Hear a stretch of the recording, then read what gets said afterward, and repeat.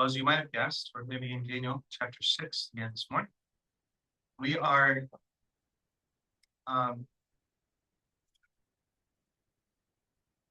there's a couple of ways to look at this chapter.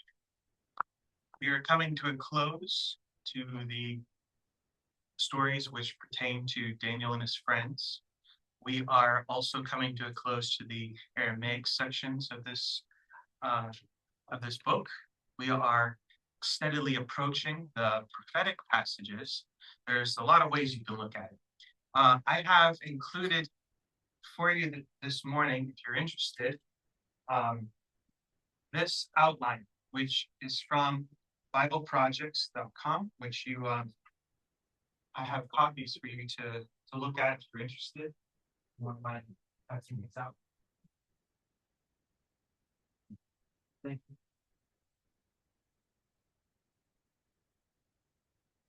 This hopefully will give you something to anchor your grasp of the structure of the book of Daniel. It's actually pretty remarkable in terms of how things are organized. I tried to get a copy that would be very clear for you to be able to read. I recognize that it's pretty small. You can get the idea of what's here. This is organized by chapter, and chapter 1 is all the way to the left. Can you still hear me? Yep, that one works. So chapter 1 is all the way to the left. Way out here. This obviously refers to the story where Nebuchadnezzar comes and conquers Judah, takes the articles, the drinks and the chalices and everything from the temple of God, brings them into his God's temple, and also takes from the exiles, the Jews, a number of young men to be trained and put into his service, right? The point of chapter 1, hinging on verse 8, is that the people of God, specifically Shadrach, Meshach, Abednego, Daniel, Hananiah, Mishael, and Azariah, they are really confronted with a question about whether or not they're going to submit to the kingdom that has conquered them in terms of things that pertain to obedience to God, or they're going to submit to God. Now you see that this is put right next to chapter 3, which has the same principle. It has the same tension in the story that's centered around, it's a different story. It's Shadrach, Meshach, and Abednego, not 4 of them that time, but it has the same kind of situation where they have to decide whether or not they are going to bow to the statue that he's erected. And then in chapter 6, which is what we're going to go over today, it's the same concept. Except it's Daniel by himself this time, and he has to make a decision. And we mentioned last week that chapter 4 and chapter 5 were parallels, or not parallels, but they were connected. So there seems to be a pattern. And I mentioned last week that there's like a U going on here. So if you go from chapter 1 and then down from here, chapter 2 is about the king's dream. Chapter 7 is about Daniel's dream. So there's 3 chapters, 1, 3, and 6, pertaining to who you're going to submit to. Chapters 2 and chapter 7 are about the Nebuchadnezzar's dream, Daniel's dream. And then chapters 4 and 5 are about being humble and realizing that God's kingdom reigns forever and ever. He's the one who establishes those on the throne that are there. And then Daniel chapter 7 with Daniel's dream is kind of a launching point for the rest of the book, which is going to be more dreams and visions and prophecies. So hopefully that gives you something to kind of think about in terms of how he's structured these stories. They're not just, random events that he's chosen to put down. I'm sure a large portion of Daniel's life would have been very interesting to read about. He has purpose in which he's trying to convey And there's a certain degree of certainty that I think you and I walk into this particular chapter with in understanding what the interpretation is, like what it is that we're trying to understand. This is often a story that is um, well told to young people because it's pretty clear. I mean, Daniel doesn't really mince words. He doesn't throw a lot of fluff in there. He doesn't tell you a lot of things you don't need to know.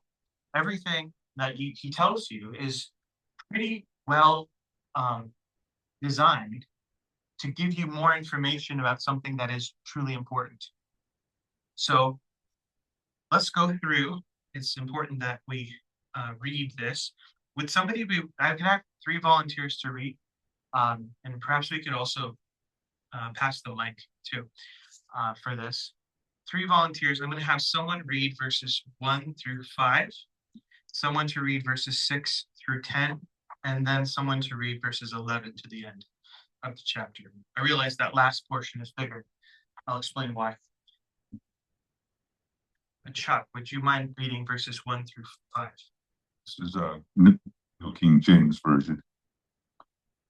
It pleased Darius to set over the kingdom 120 satraps to be over the whole kingdom, and over these 3 governors, of whom Daniel was one, that the satraps might give account to them, so that the king would suffer no loss.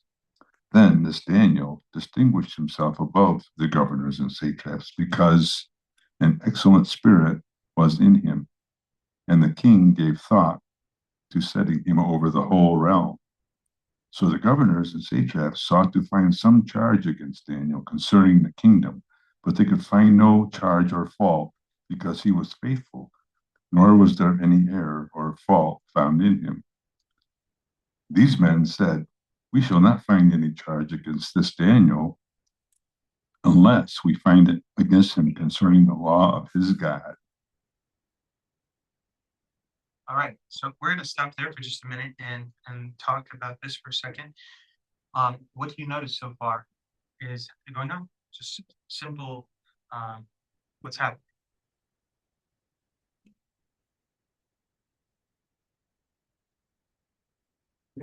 Daniel's been kind of exalted by the king, and the existing officials aren't too thrilled about it. They are afraid he's going to take away some of their power, perhaps, or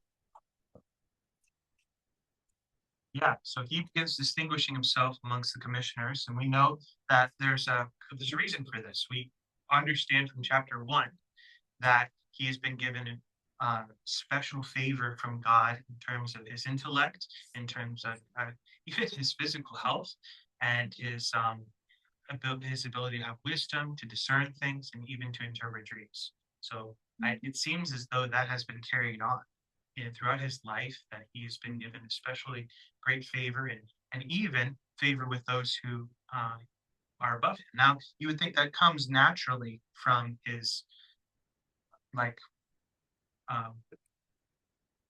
he's doing well in terms of academics and in terms of what they ask of him. But I think that there's a nature to doing well in your job that doesn't always translate to having a good relationship with those who are in charge over you. And certainly he seems to have a humble and a contrite spirit. We see this with Nebuchadnezzar in the way that he conveys information to him. But even beyond that, sometimes you can be humble and you can be kind and you can be nice to people, and they can still hate your guts for one reason or another. And you would think that those he has underneath him that he's governing would have, would like him. He seems to be a relatively likable guy from what we can tell, but seems like their jealousy overcomes their liking of him, and yet Darius, he makes him one of the 3 most important commissioners that govern over the 120 satraps.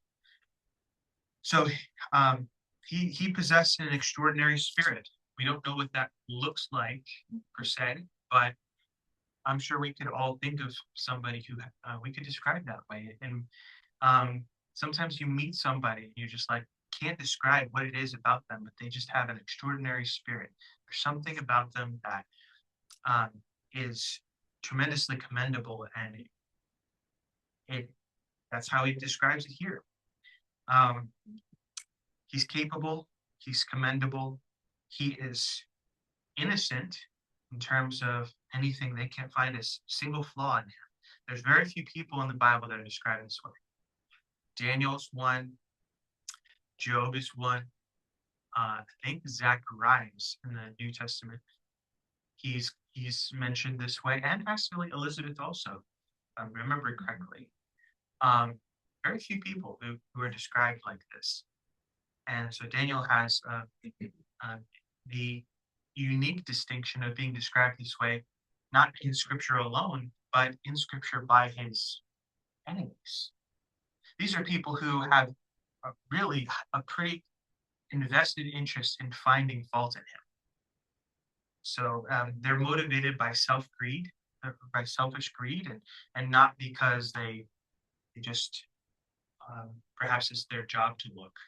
Sometimes people whose job to look for error, they can get lazy in their job, or they can. But when you're self-motivated by greed to find a flaw in somebody, so you can get a chink in their armor and knock them down a notch, put them on your level, then they're pretty astute.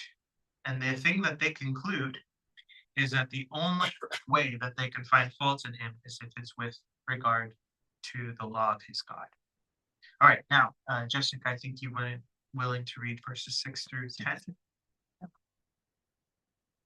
So these governors and satraps thronged before the king and said thus to him, King Darius, live forever. All the governors of the kingdom, the administrators and satraps, the counselors and advisors have consulted together to establish a royal statute and to make a firm decree that whoever petitions any god or man for 30 days, except you, O king, shall be cast into the den of lions.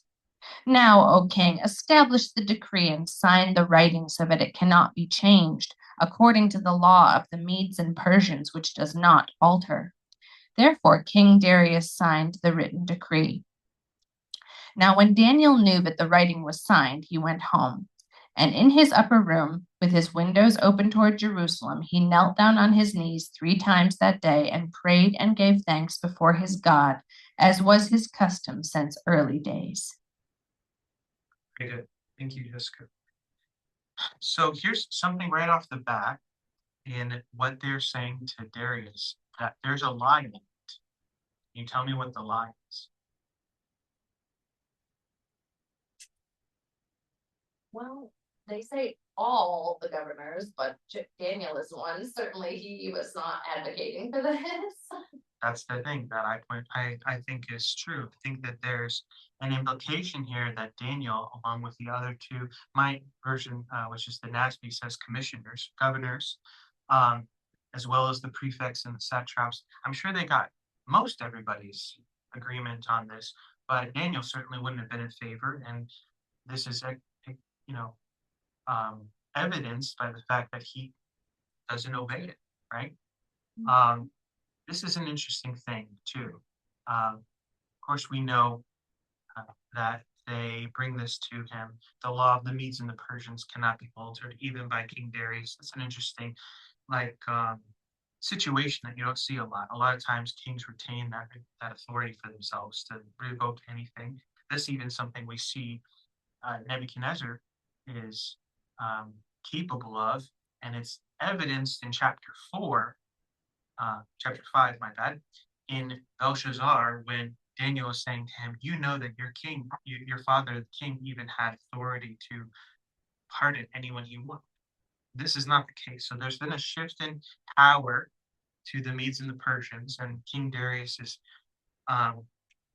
reigning at this time, and he doesn't have the ability to revoke what he said for these 30 days. And he wants to. We get to see that later, that he is actually quite distressed in the fact that he realizing later Daniel cannot be pardoned.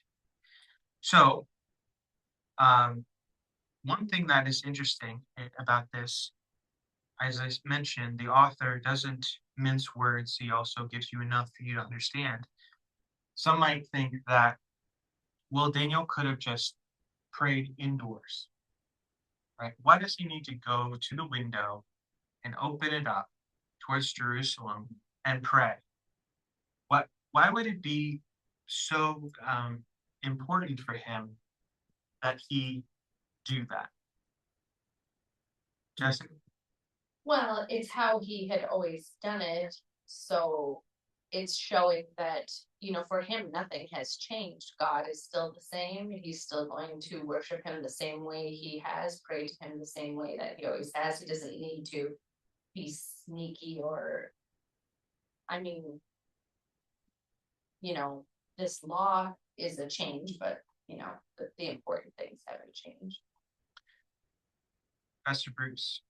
Was it in Solomon's prayer that he said that if my people, if they get taken away or go into captivity, if they pray toward this place, that I will hear from heaven? Isn't there something in that passage where there was an allusion to praying toward Jerusalem? To be honest, I don't know. That is not something it's possible. I think within this particular passage, there's still I think Daniel clearly has God's ear. Throughout the book, it's clear that when he prays, God is listening. And it's in no small part due to the fact that he has remained faithful. But I think the significance of this and why he is continuing to do what he had done before is the fact that he had done it before. If he had prayed, for example, in his house with all the doors and windows shut, no opening of the window and praying towards Jerusalem in the past, could he theoretically have done that in the privacy of his own home and they wouldn't have had anything to bring as a case before the king? Maybe. Let's not suggest one way or another on that. But what we do know is that having done this previously, to now cease to do that, even if he continued praying in the privacy of his own home, would send a message. It would communicate obedience to this mandate, and that to close the doors, the shutters, and to pray in the privacy of his home, even though he's still praying to God and not to the king, I think would have sent a message to people around him that he was not doing that anymore. And he has chosen to stand with God, and so did his friends when the time came for the music to indicate that they bowed down. He said, no, we're not going to do that. So let's continue on. Say one thing. It seems really naive of Darius the king to have done this without thinking of Daniel. Really naive, which makes you wonder if he's just freshly become the king or what, because surely Daniel's history from the past must have come through to this. It really surprises me that Darius was so. If they lied and said that everybody's on board with this, he just might not have even been thinking that. Well, he wasn't. That's right. There's not really a lot said in the text regarding the timeline of events here. Daniel doesn't stress that too much. Every now and then, he'll give you some context as to where he's at when things are taking place. But we can understand a few things. First and foremost, that Darius appointing 120 satraps and 3 commissioners or governors over the accountable for the kingdom so that he might not suffer any loss, that would have taken some time. And perhaps there were some people already in positions that he could have evaluated and whatnot. But there's also here a reference to time, which is that these are things which Daniel had done previously, continuously. And that doesn't say how long But it was enough for there to be a pattern there that people would have recognized. So, The decree was only for 30 days. And, Daniel could have waited the 30 days and then went back to his prayers, but he didn't. no, yeah. He went against the decree. And it was something that the others were aware of. Yes. So it would, like my dad was saying, it was a calculated decision to take him out. And even the punishment, but they're not taking into account something, I think, which is that they consider the sentence of the lion's den to be irrevocable. They're doing in the law of the Medes and the decree of the Medes and the Persians, which cannot be revoked, and this other thing, which is the lions. Who can tame the mouth of a lion? No one can. He's surely dead. This is, I think, a continuance of the motif of the dumb king, naive king, versus the sovereign God who knows all things. And this plot is going to have a reversal, and that's common in depicting a God who allows certain things to happen so that his name can be established amongst them. Something that I think that they should have learned through history is going after, if you would, God's anointed, God's prophet, is not always the best idea. And that Shadrach, Meshach, and Abednego and others have constantly reversed the nature of even the most supreme king on earth, and just I think it's called a narrative reverse or something. I can't remember the term. Yeah, thing like pride. Each. Yeah. Mr. Bruce. The passage I was referring to, by the way, is 2 Chronicles chapter 6. And in that, Solomon's prayer is that when the people sin against you and you're angry with them and deliver them to an enemy, so if they are taken away captive, if they repent, or when they're captive, if they verse 6:38 says, if they return to you with all their heart, with all their soul in the land of their captivity, where they are taken captive, and pray toward their land which you have given to their fathers, and the city which you have chosen, and toward the house which I have built in your name, then hear from heaven, from your dwelling place, their prayer and supplications, maintain their cause, forgive your people that have sinned against you. I would suggest that that would be a strong motivation for Daniel to be praying in that particular way. Worthy inclusion. Good correlation. I was thinking the same thing. That's the Bruce, the Bruce back there, but Absolutely. So he's in keeping with the instruction that he's received from Samuel, no, Solomon.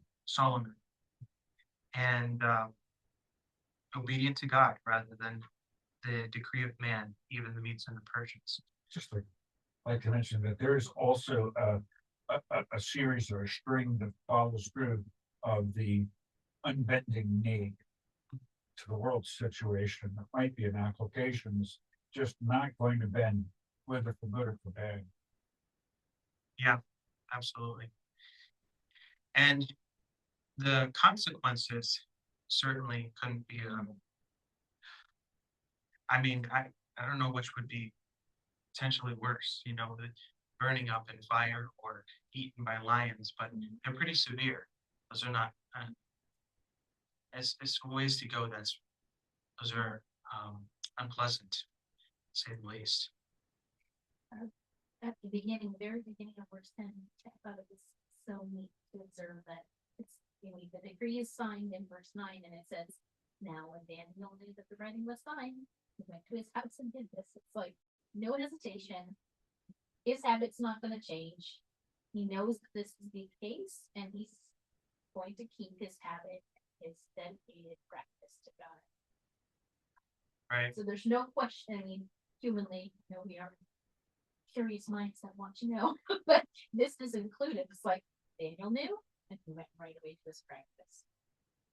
Yeah. Praying and giving thanks. So no hesitation is tremendously commendable. I don't know, even if one of us might have made the same decision as him, when we have been a little bit apprehensive. It's a good point, a good thing to point out. Would someone be willing to read verses 11 through the end? Pastor Bruce. Then these men came by agreement and found Daniel making petition and supplication before his God. Then they approached and spoke before the king about the king's injunction. Did you not sign an injunction that any man who makes a petition to any god or man beside you, O king, for 30 days is to be cast in the lion's den? The king replied, this statement is true, according to law of the Medes and the Persians, which may not be revoked. Then they answered and spoke before the king. Daniel, who is one of the exiles from Judah, pays no attention to you, O king, or to the injunction which you signed, but keeps making his petition 3 times a day. And as soon as the king heard this statement, he was deeply distressed and set his mind on delivering Daniel, and even until sunset, he kept exerting himself to rescue him. Then these men came by agreement to the king and said to the king, recognize, O king, that it is a law of the Medes and the Persians that no injunction or statute which the king establishes may be changed. Then the king gave orders. Daniel was brought in and cast into the lion's den. The king spoke and said to Daniel, your God, whom you constantly serve, will himself deliver you. A stone was brought and laid over the mouth of the den, and the king sealed it with his own signet ring and with the signet rings of the nobles, so that nothing would be changed in regard to Daniel. Then the king went off to his palace and spent the night fasting, and no entertainment was brought before him, and his sleep fled from him. Then the king arose at dawn, at the break of day, and went in haste to the lion's den. When he had come near the den to Daniel, he cried out with a troubled voice. The king spoke and said to Daniel, he didn't cough. Daniel, servant of the living God, has your God, whom you constantly serve, been able to deliver you from the lions? And Daniel spoke to the king, O king, live forever. My God sent his angel and shut the lion's mouth. They have not harmed me. Inasmuch as I was found innocent before him, and also toward you, O king, I have committed no crime. And the king was very pleased and gave orders for Daniel to be taken up out of the den. So Daniel was taken out of the den, and no injury whatever was found on him, because he had trusted in his God. The king then gave orders, and they brought those men who had maliciously accused Daniel, and they cast them, their children, their wives, into the lion's den. And they had not reached the bottom of the den before the lions overpowered them and crushed all their bones. Then Daniel the king wrote to all the peoples, nations, and men of every language that were living in the land, may your peace abound. I have made a decree that in all the dominion of my kingdom, men are to fear and tremble before the God of Daniel. For he is the living God and enduring forever, and his kingdom is one which shall not be destroyed, and his dominion will be forever. He delivers and rescues and performs signs and wonders in heaven and on earth, who has also delivered Daniel from the power of the lions. So this Daniel enjoyed success in the reign of Darius and in the reign of Cyrus the Persian. Very good. So, things to consider here. This story very familiar to us, but we look at Daniel's obedience. The consequences of that obedience to God is that he is thrown into the lion's den. A lot of time is spent here that isn't spent at the beginning. At the beginning, we hear just a little bit about Darius, what his intentions are. And then, now that Daniel is put into the lion's den, it's interesting that the story, as far as like a point of view, doesn't follow Daniel. It follows who? It follows Darius, the ignorant king, so to speak, in this motif. He is the one who's followed, And it's interesting that what is his reaction? For some reason, he seems, through the statement that he makes to Daniel right before Daniel is thrown in, as well as the fasting and the time spent in anxiety and the haste in which he goes to the what is essentially a tomb in the morning, and then the shouting out to Daniel this question that what can we discern it? What can we discern from this text regarding Darius and what he believes will happen? Well, he's not sure, but he thinks might happen. It's not too hard. I think it's interesting that he sort of submits to the Lord in that, like, he can't do anything legally to save Daniel after he made this blunder. But he says to him as he's going down or whatever, you know, your God will deliver you. Like, he's sort of giving it, you know, to the Lord to save him since he can't. He seems to think that it's possible. Yeah. That God will save him, which is an interesting consideration here. There's something that Darius has either heard about Daniel or knows from years. These proclamations that Nebuchadnezzar sent out, they were sent to all the peoples at the time. And so either he heard from the herald of Nebuchadnezzar, or he heard through the grapevine of people who have heard all of these things about the Jews and the exiles of Judah. These kinds of things aren't impossible. I'm gonna say it's interesting too, because Darius is, when you have the two kings on the bottom of your chart there, that's a father son. Darius is not, you know, related by blood to these. It's totally different culture, language. There's been 20 years. There's a lot of things that historically, you know, timeline come into play, but and there was a rise and fall, it seems, scripturally, between the prominence of Daniel and him having more of the back seat. The details I don't really know, but however he knew, and we've got a pig in verse 16. However, whatever that really translates to be, saying, you know, Right. he can be delivered by his God. Right. So how, I'm not sure, but it's definitely a different dynamic than the previous two kings.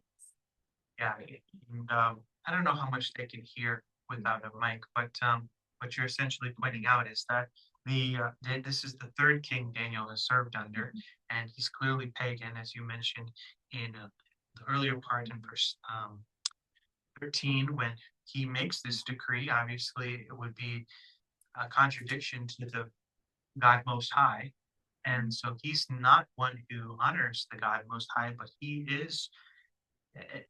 It does seem that he has some expectation that Daniel will survive, and that is possible that his God might spare him.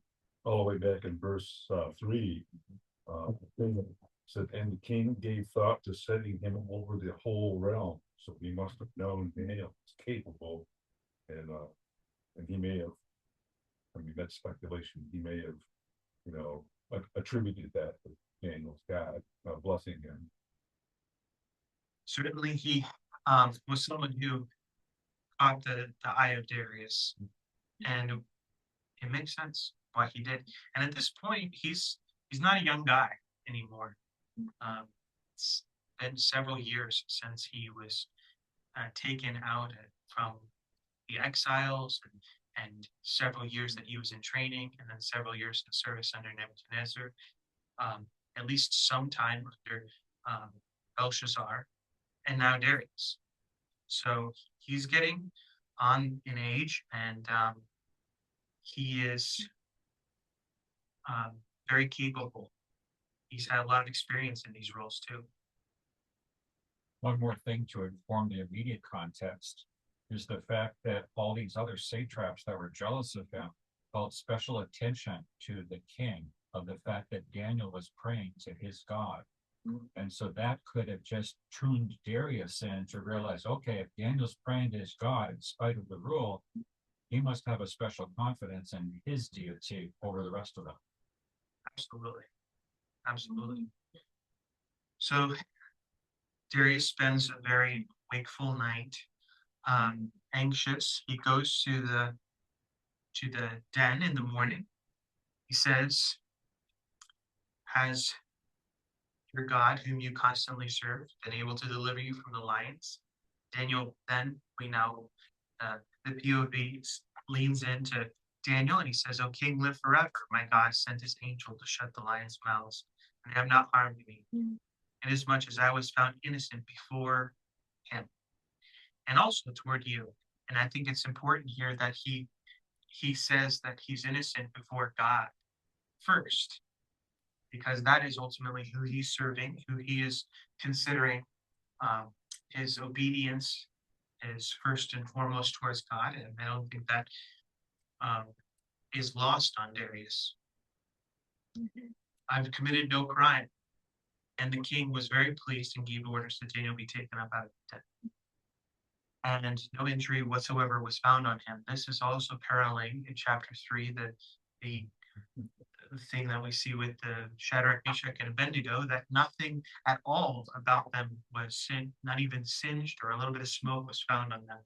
And the same thing is true of him, that it's not even like a little rip or tear in his garment was there, because the lions had, checked him out. They did, there was no harm whatsoever that befell him. And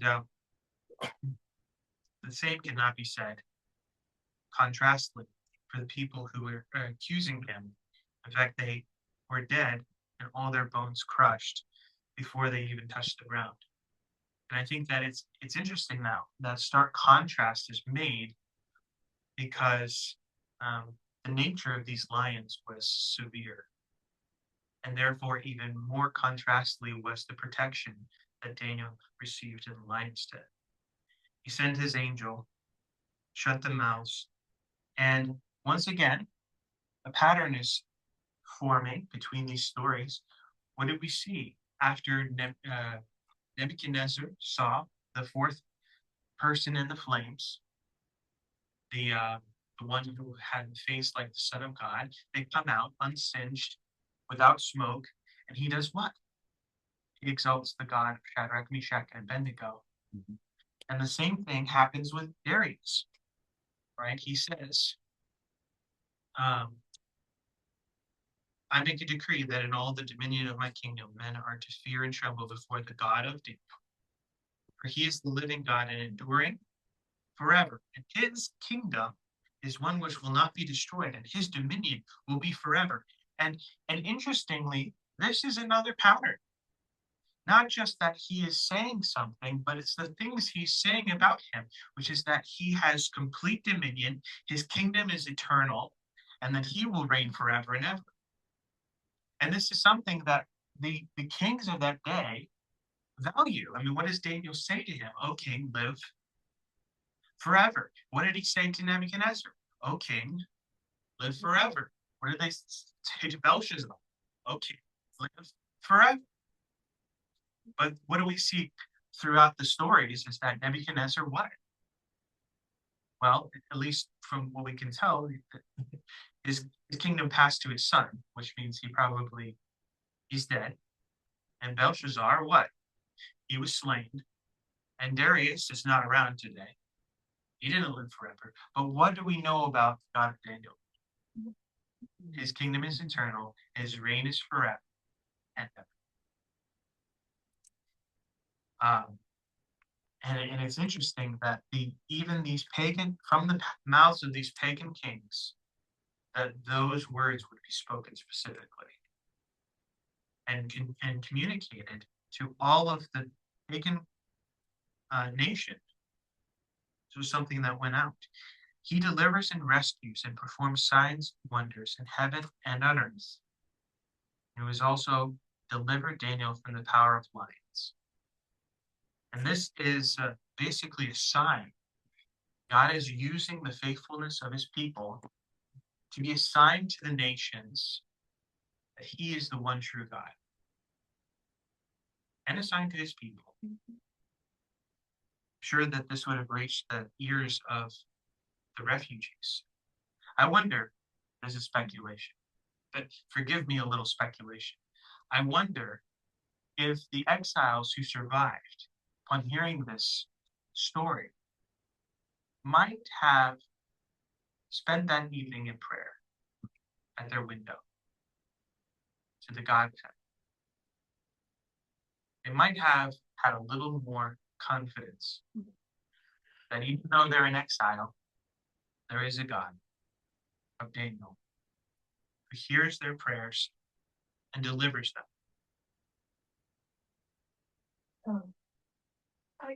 Something's going through my head that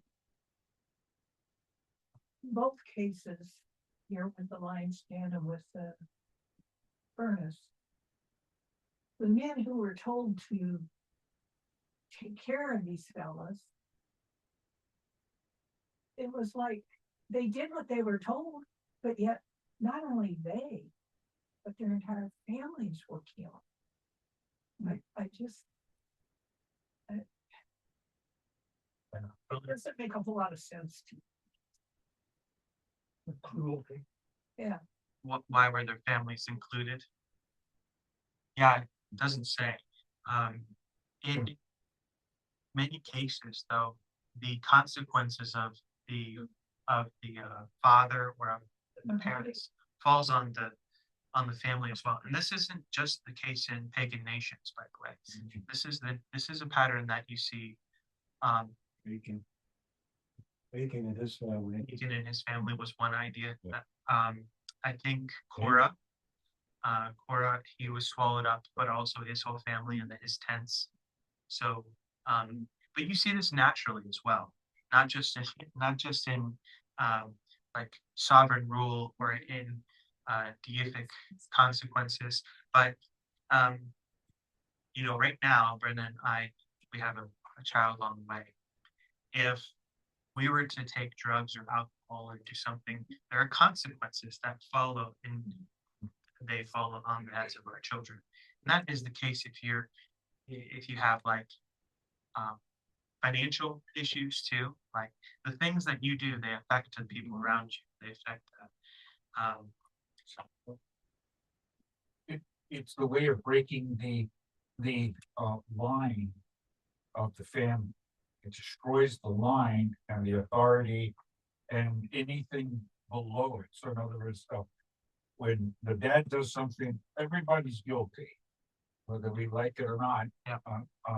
The same thing with the children. So in these days, they break the whole, like killing your brothers so they can't become king, and you kill everybody in the line, and that way they will have no longer any influence. And in this case, the role reversal is that they want authority and they lost complete authority.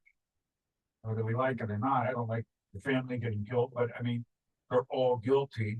Even in Esther and other places, everybody gets destroyed. And that's a very hard thing in our culture to understand, but it's not in the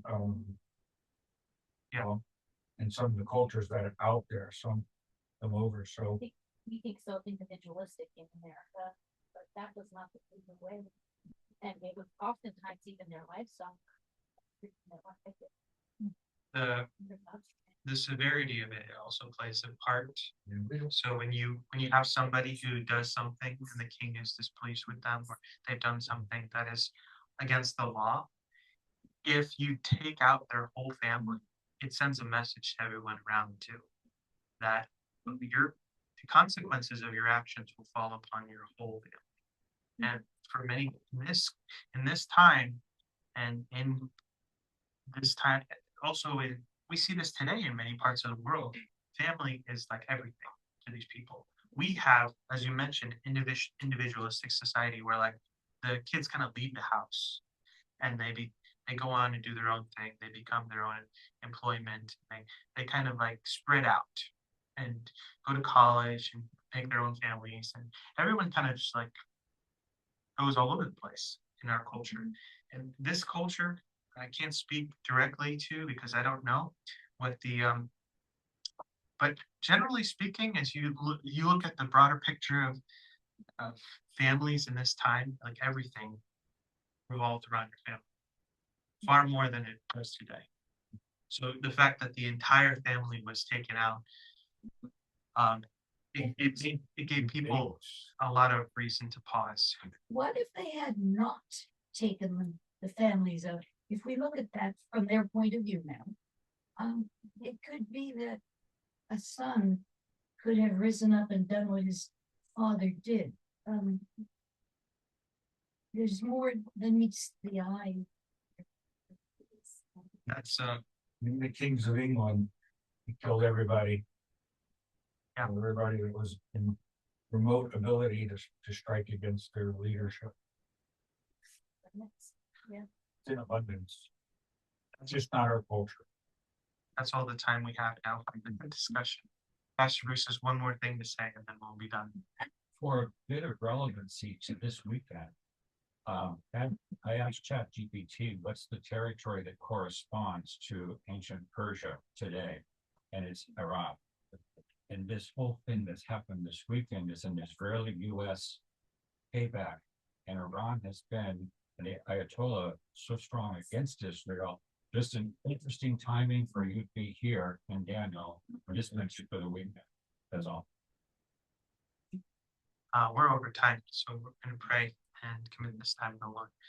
Gracious Heavenly Father, we thank you for your word, the patterns we see throughout Daniel. Thank you for the organization that you've given to these books and the patterns that we can see over and over again, how you have displayed your power over creation, over the dominion of kings, over things large and small. And I pray, Lord, that you would continue to show us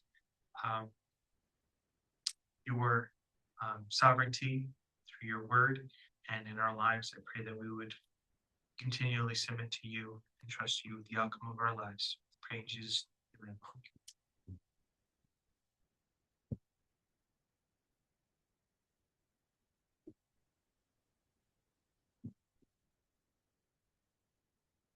This is